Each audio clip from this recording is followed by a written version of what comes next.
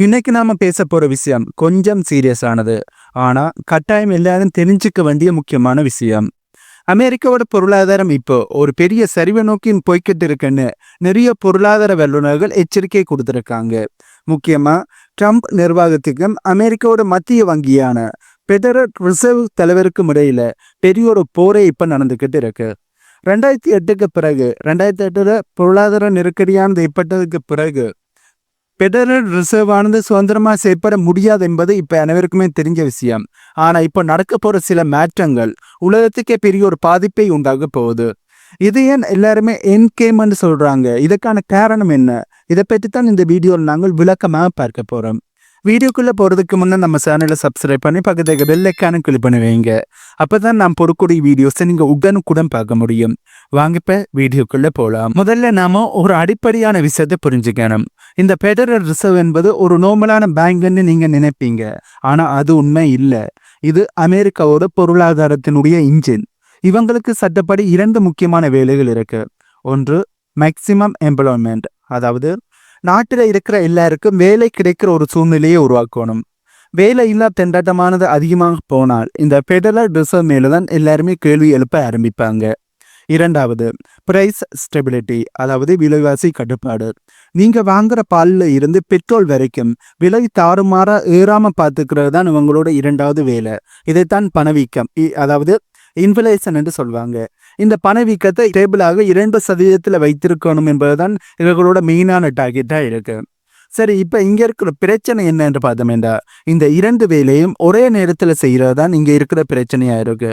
ஏன்னா இந்த 2 வேலையும் ஒரே நேரத்துல செய்யறது கத்தி மேல நடக்கிற மாதிரி ரொம்ப கஷ்டமான விஷயமா இருக்கு. ஏதாவது ஒரு விஷயத்தை தான் சரியாக செய்ய முடியுமே ஒழிய ஒரே நேரத்துல இந்த 2 வேலைகளையும் செய்யறது அவ்வளவு ஈஸியான விஷயம் இல்லை. இதை செய்ய அவங்க பயன்படுத்துற முதல் கருவிதான் வட்டி விகிதம், அதாவது இன்ட்ரெஸ்ட் ரேட். இது ஒரு காரோட ஆக்சிலேட்டர் மாதிரி நினைச்சிங்கன்னா உங்களால ஈஸியா புரிஞ்சுக்க முடியும். பொருளாதாரம் ரொம்ப ஸ்லோவா இருக்கிறப்போ, யாருக்கும் வேலை இல்லாதப்போ இந்த ஃபெடரல் ரிசர்வ் ஆனது என்ன பண்ணுவாங்கன்னா வட்டியை அதிரடியாக குறைச்சிடுவார்கள்.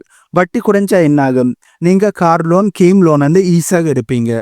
பிஸ்னஸ் பண்றவங்க புதுசா லோன் வாங்கி தங்களுடைய கம்பெனிகளை விரிவுபடுத்த ஆரம்பிப்பாங்க. இதனால வேலை வாய்ப்பானது அதிகமாக மாறும். ஆனா இதே நேரத்துல எல்லார் கையிலையும் பணம் புழங்குறதால, பணம் அதிகமாக இருக்கிறதால பொருட்களோட தேவையானது அதிகமாக மாறி விலைவாசியும் எகிர ஆரம்பிக்கும். அப்போ ஃபெடரல் ரிசர்வ் ஆனது என்ன பண்ணுவாங்கன்னா பிரேக் போடுவார்கள், அதாவது வட்டியை ஏற்றுவார்கள். வட்டி ஏறுறப்போ மக்கள் செலவு பண்றதை குறைக்க ஆரம்பிப்பாங்க.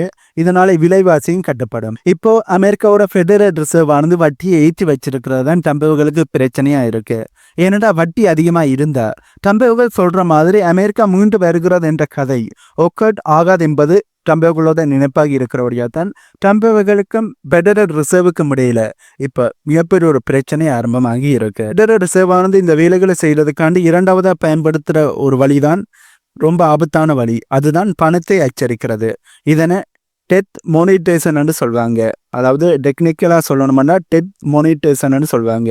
அரசாங்கம் ஏகப்பட்ட கடன் பத்திரங்களை வச்சிருக்கு. ஃபெடரல் ரிசர்வ் என்ன பண்ணும்னா காத்தை வச்சே பணத்தை உருவாக்குவார்கள். அதாவது டிஜிட்டலா அச்சடிச்சு அந்த பத்திரங்களை மார்க்கெட்டில் இருந்து வாங்குவார்கள். இப்படி பண்றதால சிஸ்டத்துக்குள்ள புதிய பணமானது அதிகமா வர ஆரம்பிக்கும். இதனால என்ன பாதிப்புன்னா வட்டி வீதங்கள் தானா குறையும். நிறுவனங்கள் ஈஸியா கடன் வாங்குவார்கள். ஆனா ஒரு போதை மருந்து மாதிரி ஒரு கட்டத்துக்கு அப்புறம் இது பணத்தோட மதிப்பை காலி பண்ணிடும். இப்போ அமெரிக்கா பண்ணிக்கிட்டு இருக்கிறது இதைத்தான். ஃபெடரல் ரிசர்வினுடைய டேட்டா படிதான் முடிவெடுக்கணும் என்று ஃபெடரல் ரிசர்வோட தலைவராக இருக்கின்ற பவுல் அவர்கள் சொல்றார். ஆனா டம்பவுகள் என்ன சொல்றார்? நான் சொல்றப்ப எல்லாம் பணத்தை இறக்குன்னு சொல்றார்.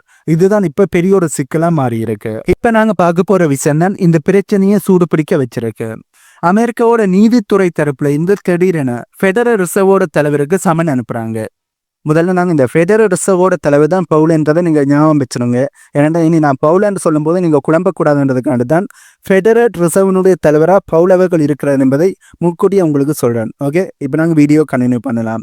இப்போ அமெரிக்காவோட நீதித்துறை தரப்புல இருந்து பவுல் அவர்களுக்கு சமன் அனுப்பியிருக்காங்க. காரணம் கேட்டால் ரொம்ப வேடிக்கையான ஒரு காரணத்தை சொல்லியிருக்கிறார்கள். அதாவது ஃபெடரல் ரிசர்வனுடைய ஹெட் குவார்ட்டர்ஸ் பில்டிங்கை ரிப்பேர் பண்ணுறதுல ஏன் இவ்வளோ பணம் செலவாச்சுன்னு கேட்குறாங்க. ஆனா உலகத்துக்கே தெரியும் இது ஒரு பிளாக்மெயில் தந்திரம்னு. ஏன் நான் இப்படி சொல்றேன்னா, கடந்த ஒரு வருஷமாவே டம்பவுகள் தரப்புல இருந்து பவுலை நீயாகவே உன்னுடைய பதவியில இருந்து விலகிக்கோன்னு ட்ரம்பவர்கள் தொடர்ந்து மிரட்டலை கொடுத்து கொண்டே இருக்க. ஆனா பவுல் அவர்கள் அதனை கேட்கல. இப்ப இந்த கேஸ் மூலமா பவுல் மேல ஒரு கிரிமினல் முத்திரையை குத்தி அதனை பதவியில இருந்து தூக்க பாக்குறாங்க. இதனால என்ன ஆகுதுன்னா ஃபெடரல் ரிசர்வினுடைய மொத்த சுதந்திரமே இங்க காலியாகுது. ஒரு தலைவரோட, அதாவது அமெரிக்காவோட பிரசிடண்டினுடைய மிரட்டலுக்கு பயந்து செயற்பட ஆரம்பிச்சா அந்த நாட்டு மேல உலக முதலீட்டாளர்களுக்கு இருக்கிற நம்பிக்கையை சுக்குநூறா உடைய ஆரம்பிச்சிடும். ஏனென்ற தம்பவர்கள் நினைச்ச நேரத்துக்கெல்லாம் பணத்தை அச்சடிச்சு ரிலீஸ் பண்ணு சொல்றார். அப்படி செஞ்சா அது அமெரிக்காவோட பொருளாதாரத்துக்கு மிகப்பெரிய ஒரு ஆபத்தை ஏற்படுத்தும். இப்ப ட்ரம்பவர்களோட மிரட்டலுக்கு பயந்து ட்ரம்பவர்கள் சொல்ற மாதிரி செஞ்சா கண்டிப்பாக அமெரிக்காவோட பொருளாதாரம் அடி வாங்கும் என்பது அனைவருக்குமே தெரியும். இதனால உலக முதலீட்டாளர்கள் அமெரிக்கா மேல நம்பிக்கை வைத்து முதலீடு பண்ணுவார்களா? கண்டிப்பாக செய்ய மாட்டார். இந்த மிரட்டலுக்கு அப்புறம் பவுல் அவர்கள் ஒரு ஸ்பீச்சை கொடுத்திருக்கார். அதுதான் இப்ப ரொம்ப வைரலா போகுது. அப்படி அவர் அதுல என்ன சொல்லியிருக்காருன்னா, நாங்க வட்டி விகிதத்தை நிர்ணயம் பண்றது மக்களோட நலனுக்காகத்தான், அதிபரோட ஆசைக்காக இல்லையான்னு முகத்தில் அடிச்ச மாதிரி சொல்லிட்டார். அவர் கொடுத்த அந்த ஸ்டேட்மெண்ட்ல ஒரு முக்கியமான பாயிண்ட் இருக்கு. நாங்க எவிடன்ஸை பார்த்து முடிவெடுக்கணுமா, இல்ல ஒரு தனிநபரோட மிரட்டலுக்கு பயந்து முடிவெடுக்குமான்னு சொல்லியிருக்கார். இதுதான் இப்போ பெரிய ஒரு கேள்வியாகவும் மாறி இருக்கு.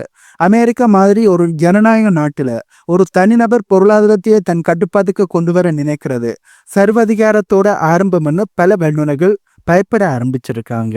ட்ரம்பவர்களோட திட்டம் ரொம்பவே சிம்பிள். அவருக்கு இந்த 2026 நடக்க போற மிட்டம் எலெக்ஷன்ல வெற்றி பெற்றே ஆகணும்.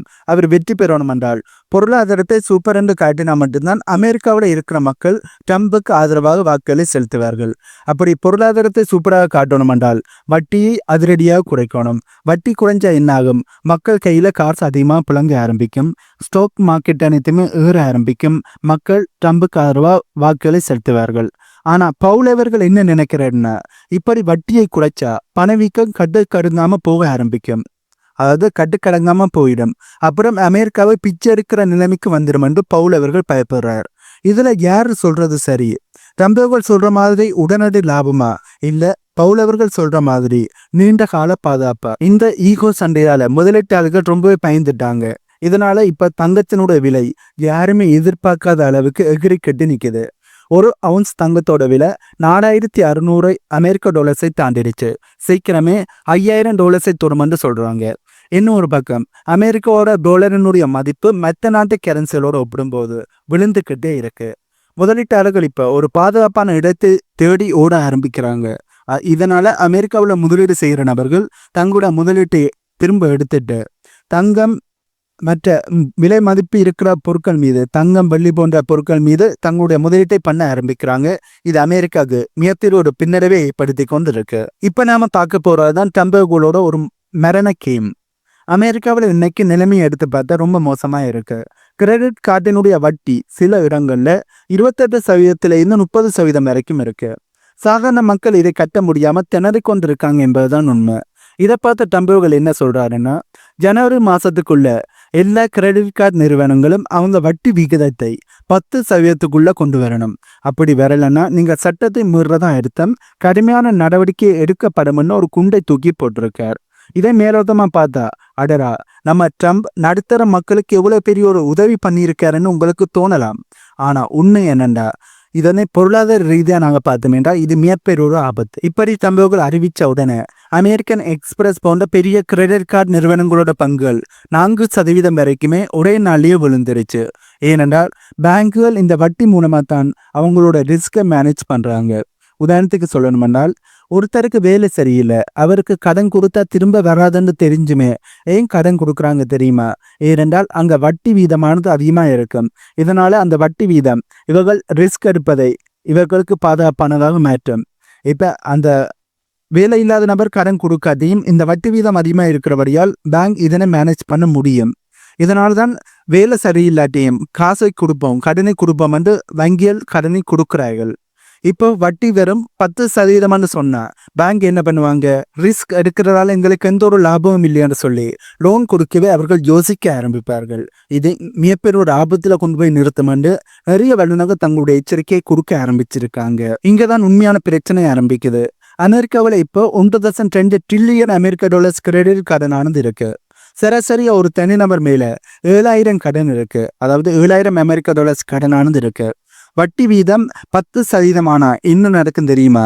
நல்ல கிரெடிட் ஸ்கோர், பெரிய சம்பளம், சொத்து இருக்கிறவங்களுக்கு மட்டும்தான் இனி கிரெடிட் கார்டுன்னு கிடைக்கும். அந்த 30% வட்டியிலேயாவது அவசரமாக காசு எடுத்துக்கிட்டு இருந்த சாதாரண மக்கள் இனி கிரெடிட் கார்டு வாங்க முடியாது. அவங்களோட காட்டுக்களை பேங்க் ஆனது பிளாக் பண்ணிடுவார்கள். இப்படி லீகலா கடன் கிடைக்கலன்னா மக்கள் எங்க போவாங்க? சட்ட விரோதமா வட்டிக்கு விடுறவங்க கிட்ட தான் போவாங்க. இது பொருளாதாரத்தை இன்னுமே மோசமான நிலைக்கு தள்ளும். ட்ரம்போகள் இதை புரிஞ்சிக்காம ஓட்டுக்காக இதனை செய்கிறாரா, இல்லாட்டி உண்மையிலேயே பிளான் பண்ணித்தான் இதனைத்தையுமே ட்ரம்போகள் செய்கிறாரா என்பதுதான் இப்ப அமெரிக்க மக்கள் மத்தியில விவாதமா போய்கொண்டு இருக்கு. இப்ப இவ்வளவு நேரம் நாம பேசிய விஷயத்தை ஒரு பக்கம் வச்சுட்டு இப்ப உண்மையாக அமெரிக்காவுக்கு டேஞ்சர் அலர்ட்டை கொடுக்குற விஷயத்தை பற்றி பார்ப்போம். அதுதான் அமெரிக்காவோட 10 ஆண்டு பத்திர வருமானம். இது இப்போ 4.2 உடைக்க போகுது. இதே முக்கியம்னு நீங்க கேட்கலாம். இதுதான் உலக பொருளாதாரத்தோட கார்ட் பீட் மாதிரி. ட்ரம்பர்கள் வற்புறுத்தி வட்டியை குறைக்க வச்சா டாலரோட மதிப்பானது மன்னிக்கவே ஆரம்பிக்கும். அப்படி டாலர் வீக்காக ஆரம்பிச்சா உலக நாடுகள் அமெரிக்க பாண்டுகளை வாங்க மாட்டார்கள். அதாவது அமெரிக்காவோட கடன் பத்திரங்களை வாங்க மாட்டார்கள். வட்டி விகிதமானது தானா எகிர ஆரம்பிக்கும். ஃபெடரல் ரிசர்வானது ஒரு பக்கம் வட்டியை குறைச்சாலும் மார்க்கெட்டில் வட்டி விகிதம் எகிரிக்கிட்டே போகும். இது ஒரு பெரிய ஒரு முரண்பாடு. இதனால ஹோம் லோன், கார் லோன் இதெல்லாமே இன்னும் காஸ்ட்லியாக மாற ஆரம்பிக்கும். ட்ரம்போகள் எதை நினைச்சு இதனைத்தையுமே செய்ய ஆரம்பிச்சாரோ அதுக்கே மிகப்பெரிய ஒரு ஆப்பாக இது மாறக்கூடிய வாய்ப்பு இருக்கு. அதாவது ட்ரம்போகள் மக்களுடைய வாக்குகளை வாங்கணும், மிட்டம் எலெக்ஷன்ல ஜெயிக்கணும் இதனைத்தையுமே செய்ய ஆரம்பிச்சாலும் ட்ரம்போகள் ஜெயிக்க முடியாத அளவுக்கு இது மிகப்பெரிய ஒரு பிரச்சனையாக ட்ரம்பர்களுக்கு மிகப்பெரிய ஒரு ஆப்பாக வந்து அமையும் என்பதுதான் நிறைய வல்லுநர்களோட கருத்தா இருக்கு. இன்னும் ஒரு பக்கம் அமெரிக்காவில் மாசத்துக்கு 50,000 வேலை கூட புதுசா உருவாக்கப்படையில. இது ஒரு வல்லரசு நாட்டுக்கு ஏற்பட்ட மிகப்பெரிய ஒரு அவமானமா பார்க்கப்படுது. வேலையில்லா திண்டாட்டம் 5% இருந்து 6% சீக்கிரமே தொடப்போதுன்னு நிறைய வல்லுநர்கள் சொல்கிறார்கள். கம்பெனிகளில் சம்பளம் கொடுக்க முடியாது, புதுசா ஆள் எடுக்க முடியாது. ஏனென்றா டாலர் வீழ்ச்சியால இறக்குமதி செய்கிற எல்லா பொருட்களோட விலையும் ஏறிடும். டாலர் விழுந்தா எக்ஸ்போர்ட் அதிகமாகும் என்று ஒரு கதை சொல்லுவாங்க. அதாவது டாலரோட மதிப்பானது குறையும் போது எக்ஸ்போர்ட் பண்ற விதமானது அதிகரிக்கும் என்று சொல்வார்கள். ஆனா அமெரிக்கா இப்போ ஒரு இம்போர்ட் கெவி கண்ட்ரியா இருக்கு. அதாவது அதிகளவாக இறக்குமதிகளை செய்கின்ற நாடா இருக்கு. டாலரோட மதிப்பு குறைந்தால் சாதாரண அமெரிக்கன் வாங்குற ஒவ்வொரு பொருளோட விலையும் 2 மடங்காக அதிகரிக்க ஆரம்பிக்கும். இதுதான் ட்ரம்போகள் பார்க்காத ஒரு மிகப்பெரிய ஒரு பிரச்சனையாக பார்க்கப்படுது. அதாவது ட்ரம்போகள் எடுக்கின்ற முடிவால வரப்போற மிகப்பெரிய ஒரு பிரச்சனையா பார்க்கப்படுது. இப்ப நாங்கள் இந்த வீடியோட கடைசி பகுதிக்கு வந்துட்டோம். பைடன் அவர்களோட காலத்திலும் இதுதான் நடந்துச்சு. இப்ப ட்ரம்போகளோட காலத்திலும் இதுதான் நடக்குது. அமெரிக்காவுக்கு மிகப்பெரிய அச்சுறுத்தல் சீனாவோ, ரஷ்யாவோ அல்லது பிரிக்ஸ் நாடுகளோ இல்லை. அமெரிக்காவுக்கு மிகப்பெரிய ஒரு எதிரியே அமெரிக்கா தான். அவங்க இருக்கிற அந்த ஈகோ முடிவுகள் தான் அந்த நாட்டையே குழி தோண்டி புதைச்சு கொண்டு இருக்கு. தங்கத்தோட விலை 5,000 அமெரிக்க டாலர்ஸை தொடுறது இப்ப வெறும் கால ஓட்டத்தோட கையில மட்டும்தான் இருக்கு. முதலீட்டாளர்கள் எல்லாருமே டாலரை விட்டுட்டு தங்கம், வெள்ளி மற்றும் சீனாவோட பங்குகளை நோக்கி ஓட ஆரம்பிக்கிறாங்க. இதனால சேல் அமெரிக்கா என்ற ட்ரெண்ட் தான் இப்ப வைரலாக மாறிக்கிட்டு இருக்கு. சரி, நீங்க என்ன நினைக்கிறீங்க? பவுல் அவர்கள் ட்ரம்போகளால பதவியிலிருந்து தூக்கி எறியப்படுவாரா? அப்படி தூக்கினா டாலரோட நிலைமை என்ன ஆகுது? டாலரோட மதிப்பாந்து குறைஞ்சா உங்ககிட்ட இருக்கிற டாலரோட முதலீட்டை நீங்க என்ன பண்ணுவீங்க? இதை பற்றி உங்களுடைய கருத்துக்களை கீழே கமெண்ட் பண்ணுங்க. இந்த வீடியோவில் நான் சொன்ன தகவல்கள் உங்களுக்கு புதிதாக இருந்திருக்குமென்னு நம்புறேன். இந்த தகவல்கள் உங்களுக்கு புதிதாக இருந்தால் இந்த வீடியோக்கு லைக் பண்ணி நம்ம சேனலை சப்ஸ்கிரைப் பண்ணி பக்கத்துக்கு பெல் ஐக்கானை கிளிக் பண்ணி வைங்க. அப்போதான் நான் போடக்கூடிய வீடியோஸ் நீங்கள் உடனுக்குடன் பார்க்க முடியும். இன்னும் ஒரு புதிதான தகவல்கள் உள்ளடங்கி இன்னும் ஒரு வீடியோவில் உங்களை மீட் பண்ணுறேன்.